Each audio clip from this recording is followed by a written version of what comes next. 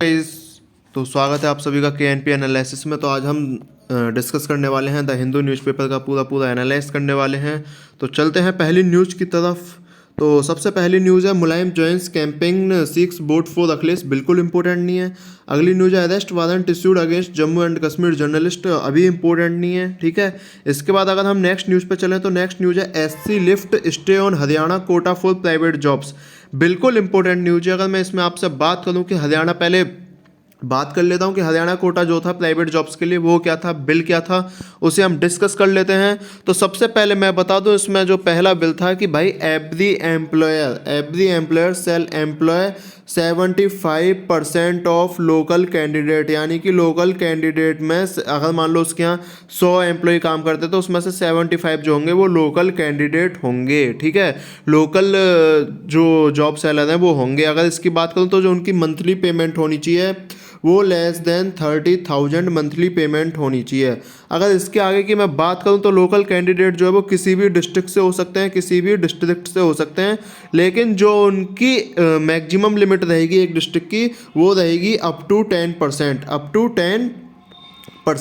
Guys अगर मैं इसके बाद की बात करूं तो इसमें ये जो लॉ होगी ये सारी प्राइवेट जो कंपनीज हैं, प्राइवेट कंपनीज हो गई आपकी, ठीक है, प्राइवेट सोसाइटीज हो गई, प्राइवेट ट्रस्ट हो गई, सोसाइटीज ट्रस्ट वगैरह, इन सब के लिए एप्लीकेबल रहेगी। अगर मैं इशू की बात करूं तो इसमें कौन कौन से इशू आते हैं, तो इसमें जो सबसे बड़ा इशू है वो आता है पहले तो नेटिविज्म जिसे आप बोलते हो क्राई फॉर जॉब प्रोटेक्शन जो होता है, ठीक है। अगर मैं इसके दूसरे इशू की बात करूं तो जो कॉन्स्टिट्यूशन के अकॉर्डिंग इशू आते हैं उन इशूज़ को डिस्कस कर लेते हैं।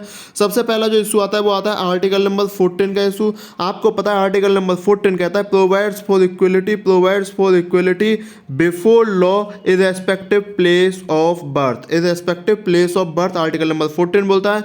आर्टिकल नंबर अगर मैं 15 की बात करूं तो आर्टिकल नंबर 15 बोलता है गार्ड्स अगेंस्ट डिस्क्रिमिनेशन, यानी कि हम कोई डिस्क्रिमिनेशन, कोई भेदभाव नहीं कर सकते based on place of birth. खाली मैं प्लेस ऑफ बर्थ इसलिए बोल रहा हूँ क्योंकि यहाँ प्लेस ऑफ बर्थ से ही रिलेटेड है, हम इसे ही डिस्कस कर रहे हैं अभी। अगर इसके बाद की मैं बात करूं तो आर्टिकल नंबर 16 आप देख लीजिएगा, guarantees no birth base place discrimination in public employment में आपको कोई भी डिस्क्रिमिनेशन नहीं मिलेगा। और आर्टिकल नंबर 19 जो बोलता है, भाई आर्टिकल नंबर 19 तो आपको रटा होना चाहिए। आर्टिकल नंबर 19 बोलता है कहीं जाओ, कहीं मूव करो, ठीक है, कहीं भी आप कोई एसोसिएशन बना सकते हो, कहीं भी आप जॉब कर सकते हो, सब आर्टिकल नंबर 19 बोलता है। इसके रीजन क्या है, ये क्यों लाया गया है? सबसे पहला रीजन तो भाई वोट बैंक पॉलिटिक्स होता है।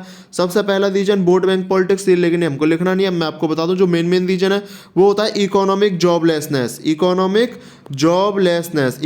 जॉबलेसनेस का मतलब होता है कि भाई आपको जॉब नहीं मिल रही अपने पास, ठीक है।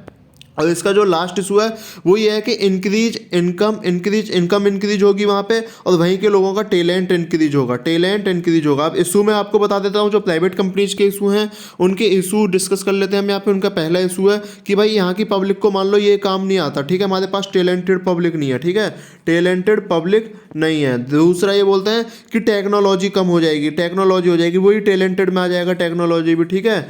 तीसरा ये बोलते हैं कि अगर हम डिस्ट्रिक्ट के लोग रखेंगे तो कहीं ना कहीं जो लोकल इन्फ्लुएंस है वो ज़्यादा क्रिएट हो जाएगा, ये इनके मुद्दे हैं, ठीक है। तो अच्छा, और इसके बाद चौथा जो इशू आता है कि भाई हमारा बेज इशू होता है, जो मान लो बाहर से पब्लिक आती हो सकता है वो सस्ते पे भी काम कर दे, ठीक है, उनके लिए हो सकता है 500 रुपये बहुत हो, और हो सकता है कि जो यहाँ के लोग रहते हैं उनके लिए 1000 रुपये भी कम हो, है ना। तो ये सारे इशू होते हैं। अब इसके बाद मैं आपको इस न्यूज़ का एक सार बताऊँ तो इसमें हाई कोर्ट ने बैन लगा दिया था जो 75% रिजर्वेशन है, उसके बाद सुप्रीम कोर्ट ने बोला कि बैन नहीं लगाना, ये एप्लीकेबल होगा। लेकिन अगर मैं इससे पहले आपसे थोड़ा सा एक अलग केस डिस्कस करना चाहूँगा, इंदिरा साहनी केस, जो आपने पढ़ा होगा, इंदिरा साहनी केस जो हुआ था 1992 में हुआ था। और इसने क्या बोला था कि आप रिजर्वेशन जो है वो प्रमोशन में एप्लीकेबल नहीं होगा। दूसरा इंदिरा साहनी केस ने बोला था कि आप मतलब 50% की सीलिंग रखनी पड़ेगी आपको रिजर्वेशन में, 50% ceiling reservation, emphasize the concept, और इसने एक कंसेप्ट को एम्फेसाइज किया था, और जो कंसेप्ट था आपका सोशल बैकवर्डनेस। नेस, ये इसका कंसेप्ट था। मेरे हिसाब से ये न्यूज़ क्लियर हो गई होगी। SC lift stay on Haryana Kota for private jobs. थोड़ी सी न्यूज़ पर देख लेते हैं इसमें क्या लिखी हुई है न्यूज़। इसमें लिखी हुई है कि सुप्रीम कोर्ट जो वो थर्सडे में असाइड है पंजाब हाई कोर्ट, वो जो मैंने आपको बता दिया 30,000 मंथ लेस बता दिया, ठीक है। इसके बाद जो बात कर लेते हैं यहाँ पे, there should be manifest illegality, this is not the way is statute out to be dealt with, we are not on the merits but the way in which high court deal with this. ये बोल रहे हैं कि आप किसी भी जो legislative assembly ने पास किया है उस पर इस तरह से बैन नहीं लगा सकते। मैं आपको बता दूं 2020 में असेंबली ने ये पास किया था और 4 फरवरी 2022 को मतलब रुको, इसे जो गवर्नर की असेंट मिली थी वो मार्च 2021 में मिली थी। मार्च 2021 में इसे गवर्नमेंट की असेंट मिल गई थी, ठीक है। अब इसके बाद इन्होंने बोला है कि हाई कोर्ट को ऐसे बैन नहीं करना चाहिए था, ये सुप्रीम कोर्ट ने बोला है। अब सुप्रीम कोर्ट के बाद सॉलिसिटर जनरल ने क्या बोला, सॉलिसिटर जनरल ने बोला है कि ये जो लेजिस्लेशन है ये अनकॉन्स्टिट्यूशनल है या इलीगल है, ठीक है। ये सॉलिसिटर जनरल बोल रहे हैं। और जो कंपनी है, प्राइवेट कंपनी है, वो क्या बोल दी है कि भैया कॉन्स्टिट्यूशन में तो कहीं लिखा ही नहीं है कि प्राइवेट कंपनीज को कितना रिजर्वेशन देना है, ये ऐसा इन्होंने बोला है। अगर नेक्स्ट न्यूज़ पे चले तो गवर्नर सीक्स टॉक विद ममता। मेरे हिसाब से आपको अगर पता हो तो गवर्नर साहब ने ममता बनर्जी को ट्विटर पे, नहीं, ममता बनर्जी ने गवर्नर साहब को ट्विटर पे ब्लॉक कर दिया था, ठीक है। और अभी हम गवर्नर कई बार डिस्कस कर चुके हैं, बाकी हम इसे पॉलिटिक्स सीरीज जब करेंगे, जब गवर्नर को डीप में डिस्कस करने वाले हैं, तो ये मेरे हिसाब से अभी इसमें आज के लिए कोई इंपॉर्टेंट न्यूज़ नहीं है। नेक्स्ट हम चलते हैं Singapore PM's speech uncalled for says India. इन्होंने बोला है कि भाई जो इंडिया के एमपी हैं, यानी कि इंडिया के सांसद हैं, ठीक है, उन पर बहुत सारे क्रिमिनल केस लग रहे हैं, ठीक है। इन्होंने ऐसा बोल दिया और ये तो बोल के निकल लिए, एक न्यूज़ दे गए हमको। अब इस न्यूज़ की बात कर लेते हैं। मैं तो एक एनालिसिस आता है जो कैंडिडेट एफिडेविट के आधार पर होता है। जब आपको पता हो कैंडिडेट एक एफिडेविट फाइल करते हैं और उस एफिडेविट का एक एनालिसिस किया था एक नॉट फॉर प्रॉफिट, इसे ध्यान रख लीजिएगा, not for profit, not for profit एक एजेंसी, और उस एजेंसी का नाम है association for democratic reforms, association for democratic reforms, ये याद कर लीजिएगा, डेमोक्रेटिक रिफॉर्म्स, यानी कि ADR इस एजेंसी का नाम रहेगा। ADR जो है इसने बोला है कि भाई लगभग जो केसेस में इंक्रीजमेंट हुई है वो पहले 29% थी, अब वो 29% से 43% इंक्रीजमेंट हुआ है केसेस में। और इन्होंने 2019 के सांसद की एक डाटा दिया है, और वो डाटा दिया है कि भाई 162 लोग, 162 जो हैं लगभग ये हो गए 30%, इन पे क्रिमिनल चार्जेस हैं, और इसमें से 76 जब जो लगभग हो गए 14%, इन पे सीरियस क्रिमिनल चार्जेस हैं। ये आपको मेंस में बहुत हेल्प करेगा। अगर प्री में आया तो बस ADR आएगा कि भाई ADR जो है वो कौन सी रिपोर्ट पब्लिश करती है या वो कौन सा एनालाइज करती है, इससे ज़्यादा इंपॉर्टेंट इसमें कुछ नहीं आने वाला है। Start flights to Ukraine, government tells airline, कोई इंपॉर्टेंट न्यूज़ नहीं है, ठीक है। इसके बाद की अगर हम नेक्स्ट न्यूज़ पे चलें तो IT probe into NSE x MD reveal yogis identity. ये एक IT प्रोब है, ये जो है चित्र रामकृष्णा एक योगी है कोई, है ना, वो वाले नहीं जो आप समझ रहे हो, ठीक है। उनसे कुछ मतलब पर्सनल ईमेल से बात चलती थी कि मैं सिंगापुर आ रहा हूँ, मैं यहाँ जा रहा हूँ, वहाँ जा रहा हूँ। तो अब ये बात चल रही है कि भाई ये कोई एक मतलब स्कैम तो नहीं था, तो उस स्कैम को देखने की बात चल रही है। सेबी जो है यानी कि securities exchange board of India जो है इसे पब्लिश, इसे इसकी जाँच कर दिया। अगर मैं आपको सेबी के बारे में बताऊँ तो सेबी की जो स्थापना हुई थी वो 1992 में हुई थी, 1992 में हुई थी। अगर मैं आपको बताऊँ तो क्वासी जुडिशियल बॉडी है, क्वासी जुडिशियल बॉडी है, क्वासी जुडिशियल बॉडी है, ध्यान रख लेना। अगर मैं आपको बताऊं तो ये नॉट इन कॉन्स्टिट्यूशन है, लेकिन ये स्टैच्यू के द्वारा स्थापित हुई थी, ठीक है, 1992 में। अगर मैं इसके बाद सेबी के बारे में आपसे बोलूं तो इसका 1 चेयरमैन है, डायरेक्टर आप बोल लो, 1 चेयरमैन या डायरेक्टर होता है और बाकी और मेंबर्स होते हैं। अगर मैं सेबी के बारे में बात करूं तो सेबी जो है एक जो मान लो सेबी अगर कोई इशू होती है तो उसका जो फैसला करती है वो SAT यानी सिक्योरिटीज अपीलेट ट्रिब्यूनल इसका फैसला करती है। अगर मान लो कोई जो पार्टी इससे खुश नहीं है इसके फैसले से तो वो फिर सीधे सुप्रीम कोर्ट जा सकती है। अगर मैं सेबी की बात करूं तो सेबी तीनों को बचाती है, इन्वेस्टर को स्पेशली फोकस रखती है, यानी किसी का पैसा ये मरने नहीं देती, कोई भी अपराध नहीं होने देती।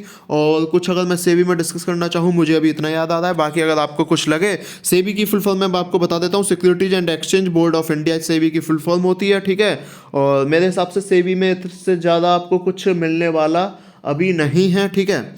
और चलते हैं फिर हम नेक्स्ट पेज पे। DU college reopen after 2 years, DU college खुल जाएंगे, इंपॉर्टेंट न्यूज़ नहीं है बिल्कुल भी। Why blame Nehru ask XPM Manmohan Singh, important news नहीं है, उन्होंने बोला है कि नेहरू को क्यों ब्लेम करते हो, ठीक है। मेरे हिसाब से IED found in old Seemapuri, ये एक आपको पता हो तो कल बॉम्ब ब्लास्ट की कोई साजिश थी। DPCC impose fine on plastic norms violators illegal colonies to get health trade permits. मेरे हिसाब से चीज़ें इंपॉर्टेंट नहीं होती हैं। इसके बाद अगर हम नेक्स्ट पेज पे चलें तो आप भी चलोगे नेक्स्ट पेज पे, मैं ही क्या चलूंगा, ठीक है। DU campus abuzz with activity, बिल्कुल इंपॉर्टेंट नहीं। रेप सर्वाइवर से section of SC/ST act added not to her FIR, ठीक है। इन्होंने बोला कि वो जो लड़की थी वो FIR थी, SC/ST एक्ट जो प्रिवेंशन होता है उसमें SC/ST एक्ट नहीं लगाया गया, जिससे उसे बहुत ज़्यादा हिदायत मिल जाती है। लेकिन ये इंपॉर्टेंट न्यूज़ नहीं है आपके लिए। नेक्स्ट पेज पे चलते हैं। इसके बाद SC notice non compliance of order, बिल्कुल इंपॉर्टेंट नहीं। नेक्स्ट पेज पे चलो। Why was Khalid produced in handcuff, court asked CP, court ने पूछा कि भैया इसे हथकड़ी में क्यों लेके आए हो। ये भी अब मुझे नहीं लगता कि UPSC में ये चीज़ें इंपॉर्टेंट होंगी, ठीक है। तो गैज आपको न्यूज़पेपर ऐसे ही पढ़ना है और इतनी जल्दी ही पढ़ना है, ठीक है। जब भी आप न्यूज़पेपर कवर कर सकते हो बहुत डिटेल में, ठीक है, डिटेल में विद पूरी जानकारी के अनुसार। नो हिजाब इन माइनॉरिटी डिपार्टमेंट इंस्टीट्यूशन 2, हिजाब के अगर बारे में आप जानना चाहते हो कि हिजाब का क्या केस है तो मैं आपको बता दूं, मेरी एक वीडियो आई हुई है हिजाब कंट्रोवर्सी के नाम से, उसमें मैंने constitution angle versus religious angle सारे एंगल डिस्कस किए हुए हैं, आप उसे देख लीजिएगा। हालांकि इंपॉर्टेंट नहीं होने वाला है। अगर मैं इसके बाद की बात करूं, मुलायम 6 वोट फॉर सन, ये बिल्कुल बेकार न्यूज़ है, ठीक है। इसके बाद की मैं बात करूं, अब अगर मैं आपको खरीफ क्रॉप के बारे में बताऊं तो देखो खरीफ क्रॉप को आप एक चीज़ से ध्यान रखिएगा, खरपतवार, जो हिंदी जानते हैं खरपतवार, जो बीड्स वगैरह होते हैं, जो घास उग जाती है मानसून सीजन। खरपतवार कब होता है? मानसून सीजन में, यानी कि खरीफ क्रॉप कब होगी? मानसून सीजन में। तो खरीफ क्रॉप को जो हम बोते कब है, वो बोते हैं हम जून के आसपास। खरीफ क्रॉप को काटते कब है, वो काटते हैं हम अक्टूबर के आसपास। इसकी जो मेन फसल है वो कैसी होती है? जैसे राइस, ये इसकी मेन फसल होती है, ठीक है। इसके बाद अगर मैं बात करूं मुल्ला पेरियार डैम, तो अभी ये इंपॉर्टेंट नहीं है, ठीक है। ये बार बार हम डिस्कस कर रहे हैं मुल्ला पेरियार डैम, ठीक है, इसे हम डिस्कस कर चुके हैं। अच्छा, मुझे यहाँ से ध्यान आ गया, आप ये बता दो मुझे लाइफ लाइन ऑफ केरला कौन है? Life line river of Kerala, life line river of Kerala, life line river of Kerala, आप बता देना कौन है ये, ठीक है। इसके बाद अगर मैं नेक्स्ट न्यूज़ पे चलूँ तो सेना BJP कंटिन्यू टू ट्रेड, ये बिल्कुल इंपॉर्टेंट नहीं। इसके बाद centre will spend for 3 lakh crore for roads in Andhra Pradesh, इसे हम डिस्कस करेंगे अभी रोड के बारे में। ये एक आज एडिटोरियल आया हुआ है, वहाँ पे डिस्कस करने वाले हैं। इसके बाद अगर मैं डिस्कस करना चाहूँ फिर आपसे, तो इन विश्व भारती प्रोटेस्टर सीख UG PG courses in Arabic, उन्होंने बोला है कि ये जो अरेबिक में होना चाहिए, लेकिन ये डिमांड नहीं है, ठीक है। इसके बाद जो इंपॉर्टेंट न्यूज़ है वो ये देख लीजिएगा, बहुत इंपॉर्टेंट न्यूज़ है। इसमें 2 चीज़ें आपको पढ़ने वाली हैं, 2 चीज़ मैं बता दूँ कौन कौन सी, एक तो PFR और एक मिलन एक्सरसाइज। PFR और मिलन एक्सरसाइज 2 चीज़ हम इसमें पढ़ने वाले हैं। मैं आपको पहले बता दूँ, ये PFR जो होती है प्रेसिडेंशियल फ्लीट रिव्यू होती है। प्रेसिडेंशियल फ्लीट रिव्यू ये conducted one time, only one time होती है during the tenure of president, during tenure of president, यानी कि जब प्रेसिडेंट 5 साल रहता है तो उसके टाइम में एक बार ये एक्सरसाइज होनी ही होनी है, ठीक है। ये फॉलोड की जाती है, नेवी इस एक्सरसाइज को कंडक्ट कराती है, नेवी जो है वो इस एक्सरसाइज को कंडक्ट कराती है। अगर मैं बता दूं तो अब तक कुल 11 PFR हो चुकी हैं, अब तक कुल 11 PFR हो चुकी हैं 1947 यानी कि हमारी आज़ादी से, ठीक है। अगर इस बार की हम थीम की बात करें तो जो PFR की थीम है, जो PFR की थीम होने वाली है इस बार की, मैं आपसे थीम बता देता हूँ, ध्यान रखिएगा। थीम जो होने वाली है इंडियन नेवी एनो लगा लेना इसमें, है ना। Indian navy 75 years in service of nation, Indian navy 75 years in service of nation, ये इस बार की इसकी थीम होने वाली है। Indian navy 75 years in service of nation PFR की थीम होने वाली है। अगर मैं आपसे मिलन एक्सरसाइज की बात करूँ, अब मिलन 2022 की बात। अच्छा, मैं इसमें एक और चीज़ बता दूं, जो प्रेसिडेंट होता है वो सुप्रीम ऑफ कमांडर होता है, इसे भी हम डिस्कस कर लेंगे। मतलब कमांडर ऑफ कमांडर होता है हर एक आर्मी का, मिलिट्री नेवी जो भी है, ठीक है। मिलन 2022 हम डिस्कस कर रहे थे, मैं आपको मिलन बता दूं। मिलन जो होती है होस्टेड की जाती है इंडियन नेवी के द्वारा, इंडियन नेवी के द्वारा होस्टेड की जाती है, इंडियन नेवी से मतलब होस्ट करती है। अगर मैं इसके बाद बात करूँ तो in line with act east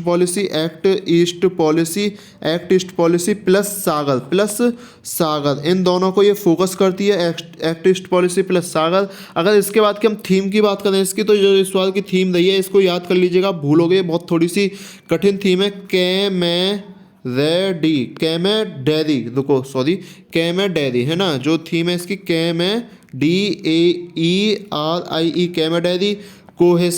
कैमेडेरी, cohesion और अगली है कोलैबोरेशन, ठीक है। यानी कि 3 C's की थीम है, याद कर लेना। मुझे लगता है किसी भी पेपर में आपको मिलान की थीम मिल सकती है। विशाखापट्टनम में होने ही वाली है और लगभग इस बार इसमें 45 कंट्रीज हिस्सा लेने वाले हैं, ठीक है। और इसके बाद अगर मुझे नहीं लगता कि मैंने इसमें से कुछ छोड़ा होगा। अब ये न्यूज़ इसलिए आई है कि भाई इन्होंने जो मतलब मिलन एक्सचेंज के लिए विशाखापट्टनम में हो दिया और उन्होंने वहाँ पे जो भी सेना है वो भेज दिया कि जिससे कोई गतिविधि ना हो, ठीक है। अगर हम इसके बाद की बात करें तो फिर नेक्स्ट पेज पे चलते हैं। No room for bravado. अगर मैं इसकी बात कर दूँ तो वायरस की बात नाम दिया गया है इन्होंने। वायरस का जैसा बोला है कि आपको पता होगी, मैं इसे ऐसे डिस्कस कर लेता हूँ, लाइन टू लाइन ऐसे डिस्कस नहीं कर रहे। थर्ड वेव चली गई है। थर्ड वेव के बाद स्टेट से बोला गया है कि भाई आप अपनी इकोनॉमी के लिए अपनी जो कंडीशन है, अपने रिस्ट्रिक्शंस हैं, खुद देखो अब, ठीक है। और अगर मैं थर्ड वेव की बात करूँ तो निश्चित रूप से थर्ड वेव जो अभी पीक पे थी, लगभग 2021 लास्ट में पीक पे थी, ठीक है। और इसके बाद की अगर मैं बात करूँ तो इसमें जो डिक्लाइन केसेस होने लगे हैं, केसेस जो है वो डिक्लाइन होने लगे हैं, ठीक है। और जो सेल्फ किट स्टोर्ड है वो मैनी सिटीज में आने लगी और आनी भी चाहिए, जिससे पब्लिक खुद सेल्फ टेस्ट कर सके। अगर मैं उसके बाद की बात करूँ तो जो पॉजिटिविटी रेट है वो 5% मतलब 5% से भी गिर गया, कम हो गया, ठीक है। अगर मैं इसके बाद की बात करूँ गैस तो जो हाई रहा वो यूनियन टेरिटरी पुडुचेरी, मिजोरम, केरला जैसे देशों में मतलब स्टेट में, राज्य में बहुत हाई रहा, ठीक है। अगर मैं इसके बाद की बात करूँ तो जो कोविड-19 है, fight any possible covid waves in future, बोल रहे हैं कि कोई भी वेव आ सकती है मेरे हिसाब से। बाकी इसमें कुछ इंपॉर्टेंट नहीं है आपके लिए इस एडिटोरियल में। हाँ जी, बात कर लेते हैं। India has still to get a good grip on road safety. कल मैं गैस वो देख रहा था, एक सार्क इंडिया एपिसोड आता है, सार्क इंडिया टैंक, है ना। तो सार्क इंडिया टैंक में एक एंटरप्रेन्योर आया था, उसने बोली थी कि मैंने एक ऐसी डिवाइस बनाई है, रोबोट टाइप थी, कुछ नहीं रोबोट तो नहीं, एक मतलब क्या ही बोलूँ, रिमोट टाइप थी।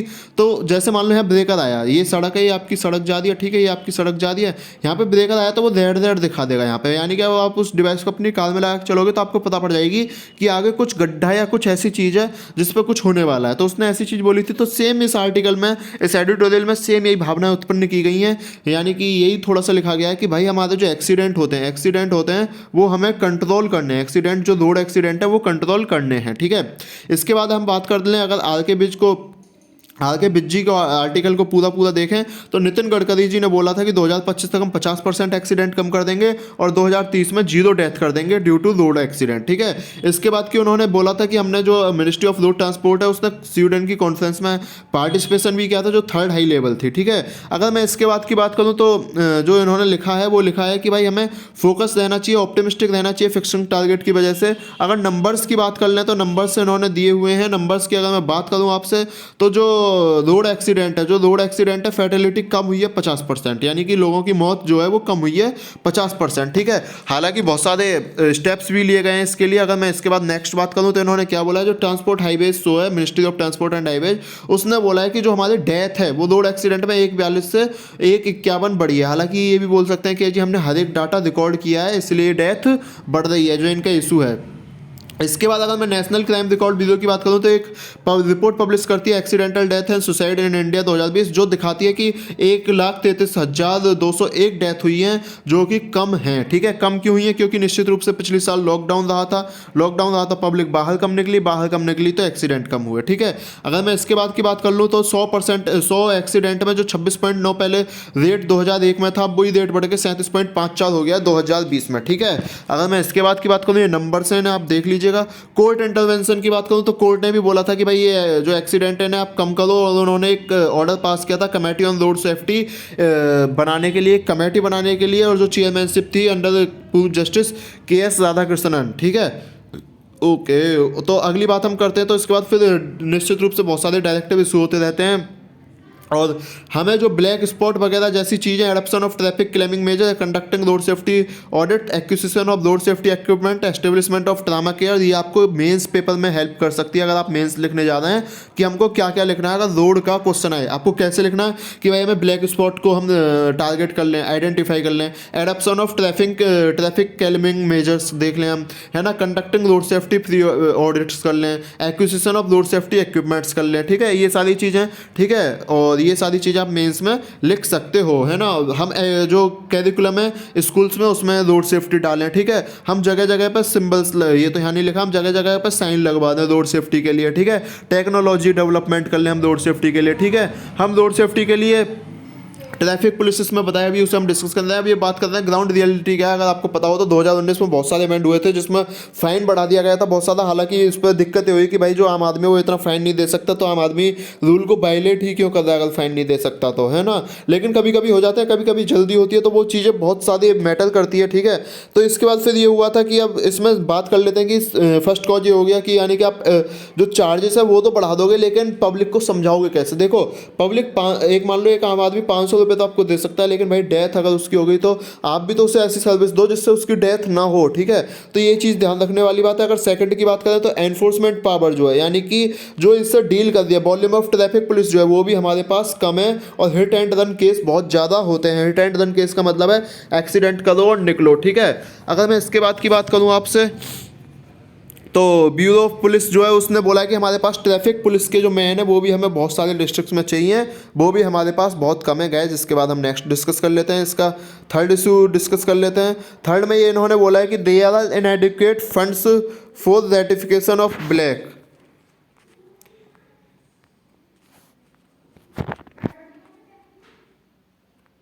ये यहाँ पे बोल रहे हैं, ठीक है। ये बोल रहे हैं कि स्पॉट जो अंडरटेकिंग है traffic claiming measures, Kameng measures होने चाहिए, है ना। और इसके बाद क्या मैं बात करूँ, फोर्थ जो मोस्ट ड्राइवर वगैरह जो होते हैं, कंडक्टर ये होते हैं, ये ऑर्गेनाइज सेक्टर में नहीं होते, नॉन ऑर्गेनाइज्ड सेक्टर में होते हैं। ये भी आप मेंस में लिख सकते हो। प्री के लिए बिल्कुल इंपॉर्टेंट नहीं है, मैं एकदम खुल के बोल रहा हूँ। अगर आप इसे प्री की ओर से देख रहे हो तो इसे स्किप करके जाइएगा, 5-7-10 1 मिनट 2 मिनट की वीडियो, ठीक है। और 1-2 मिनट की वीडियो, 5-7-10 में सेकंड बोलने वाला था लेकिन वो ज़्यादा हो जाता, है ना। अगर इसके बाद की बात करें तो सर्विस कंडीशन है जो वो भी इंप्रूव होनी चाहिए, ठीक है। और इसके बाद क्या अगर हम बात करें तो अनसेफ रोड है ही है, हमें पता ही है। फिफ्थ जो है वो अनसेफ रोड है, ठीक है। मैंने जैसा कि आपको बताया रोड सेफ्टी हमारी होनी चाहिए, टेस्ट ड्राइविंग ट्रैक्स होने चाहिए। जैसे मैं आपको बता रहा था वो रिमोट वाला काम कर सकता है कि भाई आगे गड्ढा है तो आप देख के चलाओ, आगे ब्रेकर है, आगे रोड है, आगे ये वाला टर्न है, तो वो सारी चीज़ें इसमें काम कर सकती हैं गाइस। अगर इसके बाद हम देखें फिर नेक्स्ट चीज़ देखें तो ये होगा कि स्ट्रॉन्ग बिल होनी चाहिए, ठीक है। अटेंडेंट प्रोविज़न होने चाहिए। ऑफेंस जो जुवेनाइल्स है वो भी एनफोर्स्ड स्ट्रिक्टली नहीं होना चाहिए, ठीक है।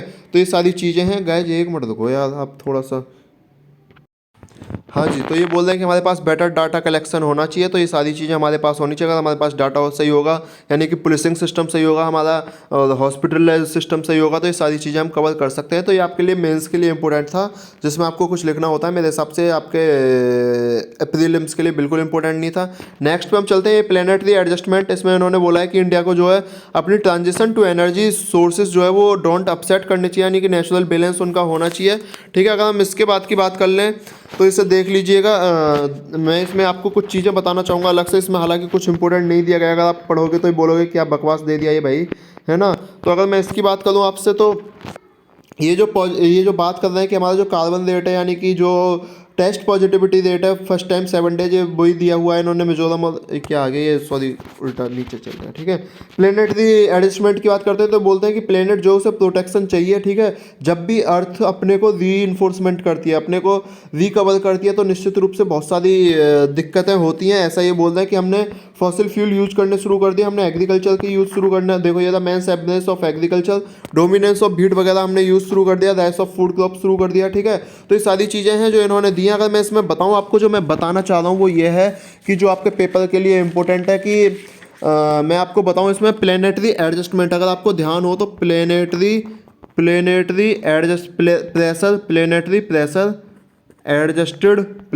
प्रेशर एडजस्टेड HDI रिपोर्ट आई थी, है ना। 2020 में प्रपोज हुई थी, 2020 में रिपोर्ट आई थी। इस चीज़ को ध्यान रख लेना, जिसकी शॉर्ट फॉर्म होती है PHDI, ठीक है। ह्यूमन डेवलपमेंट इंडेक्स की रिपोर्ट थी। क्या मेजर करती है ये रिपोर्ट? ये रिपोर्ट मेजर करती है कंट्री का CO2 एमिशन लेवल, मटेरियल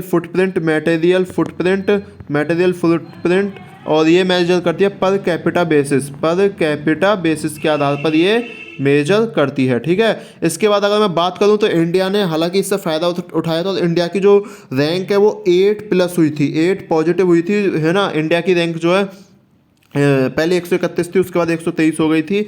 अगर मैं इसके बाद की बात करूँ तो इसका रीज़न क्या है, अगर एक लाइन में मैं आपसे रीजन बोलूँ तो इसका रीजन, जैसे आपने अगर high multi dimensional poverty index जो है वो हमारा हाई है, इसका मतलब क्या है कि जो गरीब पब्लिक है वो भाई नेचुरल रिसोर्स पर ही बिलीव करती है, इतनी वो अमीर नहीं होती टेक्नोलॉजिकल कुछ खरीद सके, तो निश्चित रूप से वो भी प्लेनेट में दिक्कत होती है, ऐसा इसमें बोला गया है। अगर मैं इसके बाद की बात कर लूँ, आप नेक्स्ट बोलोगे भाई etching a trade line to bond beyond oil, यानी कि एक आपको पता हो तो यूएई के साथ हम फ्री ट्रेड एग्रीमेंट पे करने की पूरी कगार पे हैं, लगभग हो चुका है, ठीक है।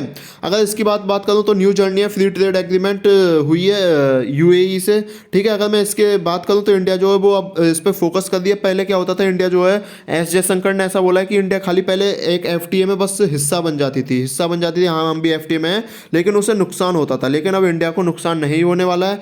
अगर मैं इसके यूएई की बात कर लूँ तो इसका जो फोकस कंट्रीज है इंडिया का, वो यूएई वगैरह 6-7 कंट्रीज थे, जिसमें UAE, UK, Europe, Australia, Canada वगैरह थे, ठीक है। अगर मैं इसके बाद की बात करूँ तो अर्ली हार्वेस्ट डील जो सबसे पहली डील हुई है हमारी यूएई के साथ हुई है फ्री ट्रेड एग्रीमेंट में। अगर मैं इसके बाद की बात, मतलब पहली डील का मतलब है अब जो हुई है इन 6-7 फोकस कंट्रीज में, ठीक है। अगर मैं इसके बाद की बात करूँ तो यूएई भी इंडिया, यूके, तुर्की, साउथ कोरिया, इन सब में अपना पार्टिसिपेशन करना चाह रहा है। मेजर इकोनॉमिक हब है यूएई, ठीक है, जैसा कि हमको पता होगा यूएई चाहता है कि अब मैं पेट्रोलियम पे डिपेंडेंट ना रहूँ, इसका विजन 2021 है, ठीक है। अगर मैं इसके बाद की बात करूँ यूएई, तो यूएई जो है अपनी डाइवर्सिफाई इकोनॉमी कर लिया उसने, ठीक है, और वो सर्विस मैन्युफैक्चरिंग पे भी ध्यान देने लगा है यूएई। अब यूएई जो है बिजनेस सर्विस में मेन कंट्रीब्यूटर है। अगर यूएई के डिप्लोमेटिक रिलेशन की बात करें तो 1972 में इंडिया के साथ एस्टेब्लिश हुए थे।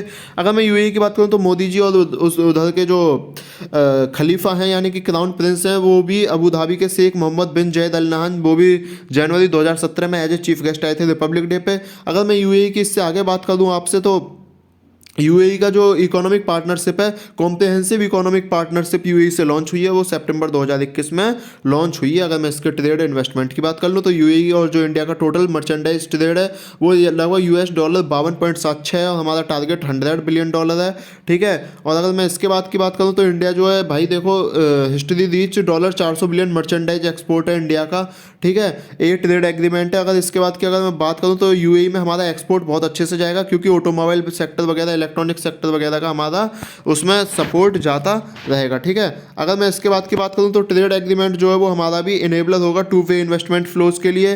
और अगर मैं यूएई के इन्वेस्टमेंट की बात करूँ तो इंडिया का एस्टिमेट जो है वो $11.67 बिलियन है। इंपॉर्टेंट सब मेंस के लिए है, मैं बार बार बोल रहा हूँ, ये आज के आर्टिकल आपके प्रीलिम्स के लिए बिल्कुल इंपॉर्टेंट नहीं है, ठीक है। और अगर मैं इसके आगे की बात करूँ तो कॉम्प्रिहेंसिव इकोनॉमिक पार्टनरशिप है। अगर स्पेशल जोन्स की बात करूँ, cement, building material, textile, engineer, products, consumer electronics, ये सारी चीज़ें हमारे लिए इंपॉर्टेंट होने वाली हैं, ठीक है। अगर मैं इसके बाद की बात करूँ as an spring export springboard, ठीक है, तो जो हमारा एम है इंडिया का वो है भाई हम मर्चेंडाइज एक्सपोर्ट में $1 ट्रिलियन हासिल कर लें और 2030 तक $1 ट्रिलियन सर्विस का हासिल कर लें, ठीक है। और ये जो निश्चित रूप से हमारी एम्बिशंस पूरी होंगी, एक्सपोर्ट टारगेट जो हमारा पूरा होगा अगर हमने यूएई से डील की है। यूएई भी हालांकि बहुत सारी कंट्रीज से डील करना चाहता है, जो कि सऊदी अरेबिया, कुवैत, बहरीन, इन सबसे यूएई अपने डील करने की अग्रसर है, ठीक है। अगर इसके बाद की हम बात करें, आपसे कुछ बात करें, नई बात करें, बहुत अच्छी बात करें, तो मैं आपको बता दूं ये जो एफटीए है ये यूएई को जो है, एक मिनट रुको,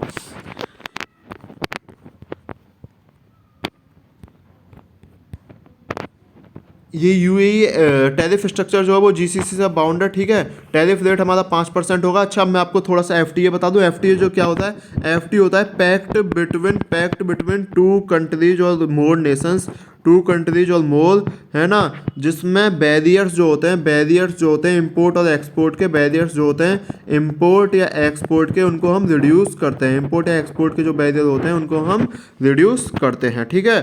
और अगर मैं इसके बाद की बात करूँ तो एफटीए एग्रीमेंट है, जिस अब हालांकि इस एफटीए एग्रीमेंट में ट्रांसपेरेंसी होनी चाहिए, है ना, ट्रांसपेरेंसी होनी चाहिए, और ये जो एफटीए एग्रीमेंट है लेस कम्बरसम होना चाहिए। मेरे हिसाब से इसमें यही इंपॉर्टेंट था इसके आज के आर्टिकल में।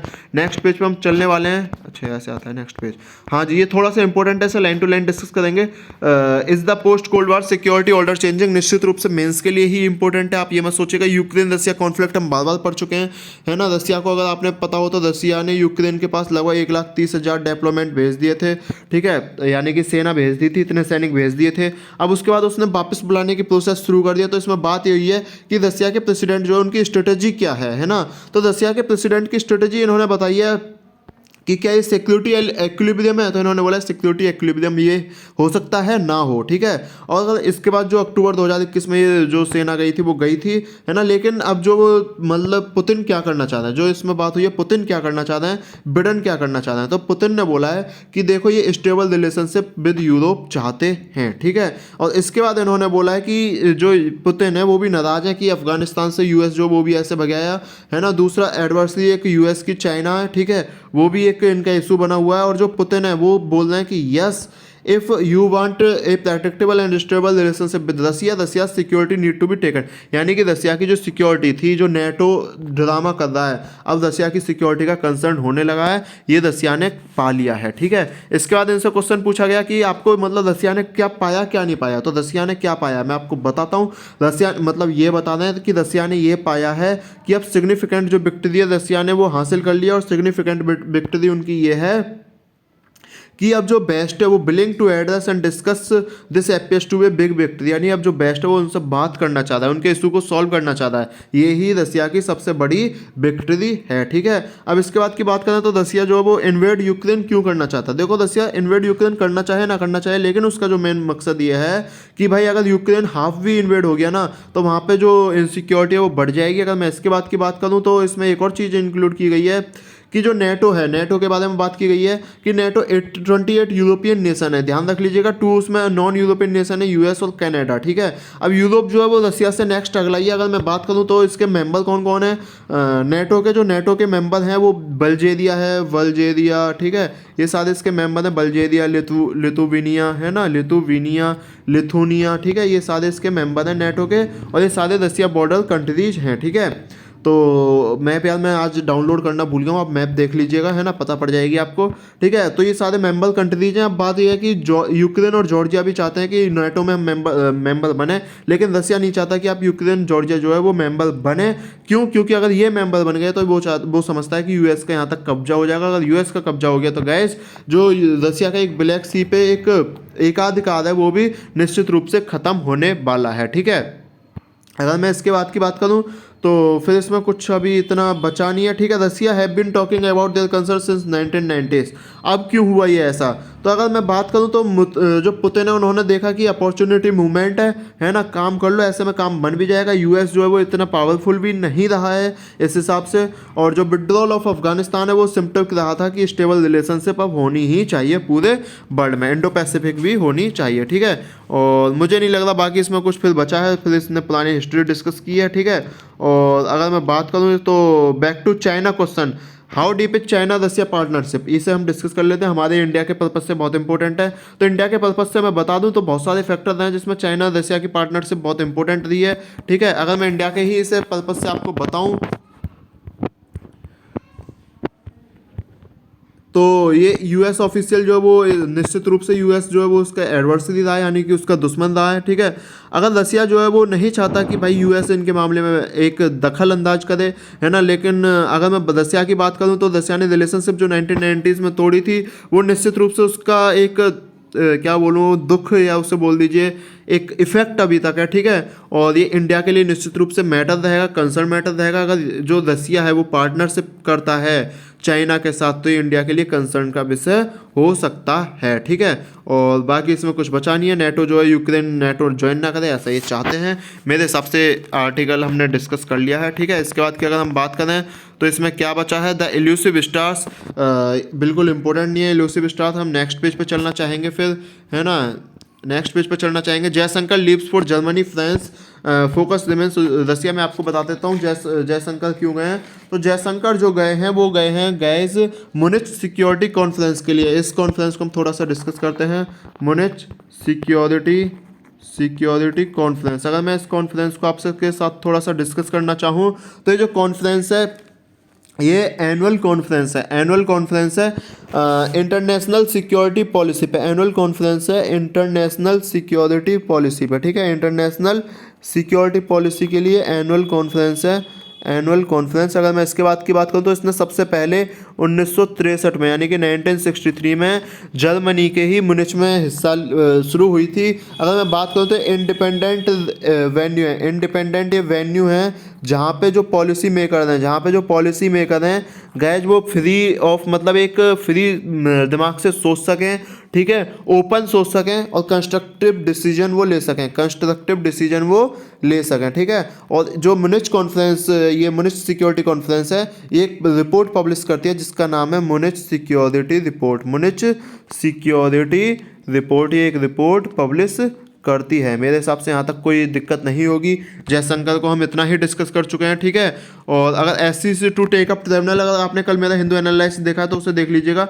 आर्टिकल 323A है ना, 323A 323B, हम सारी चीज़ें डिस्कस कर चुके हैं कल के आर्टिकल में, तो वहाँ से आपको बहुत हेल्प मिलने वाली है। ट्रिब्यूनल हम सारे उसमें डिस्कस कर चुके हैं। Blinken Jaishankar hold honest talk on Russia, ये इन्होंने बोला रसिया वही यूक्रेन वाला कॉन्फ्लिक्ट है, इंपॉर्टेंट है नहीं। India against back diplomacy at UNSC, यानी कि इंडिया जो है UNSC united national security conference में दोबारा बोल रहा है कि भाई ये जो यूक्रेन से हमारे लोग जाने वाले हैं इनको आप बचाओ, ठीक है।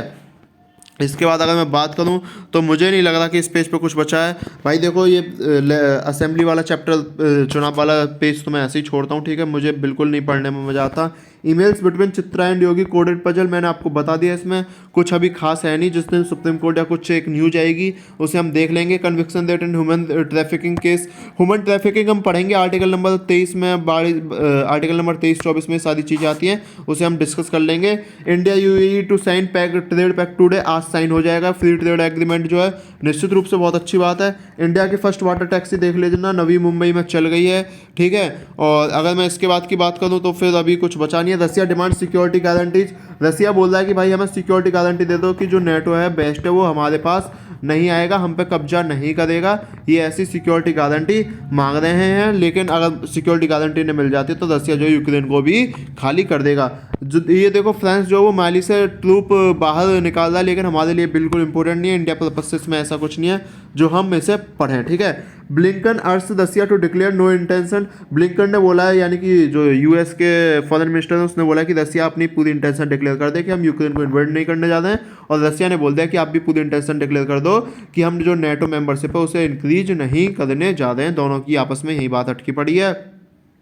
इसके बाद की अगर मैं बात करूं तो ऑस्ट्रेलिया ने भी हमस को टेररिस्ट इंक्लूड कर दिया है। Khamenei rejects claim Iran banned atomic bomb, ये जो वहाँ के फॉरेन मिनिस्टर सुप्रीम लीडर हैं उन्होंने बोला है कि ईरान ऐसा कुछ नहीं चाहता कि उसे एटॉमिक बम बनाना पड़े। Zelensky admits Ukraine NATO bid has stalled, अभी ये रुक गई है, ठीक है, इसलिए इंपॉर्टेंट नहीं है। China vice principal to curb billionaires, मेरे हिसाब से बिल्कुल इंपॉर्टेंट नहीं है गाइस।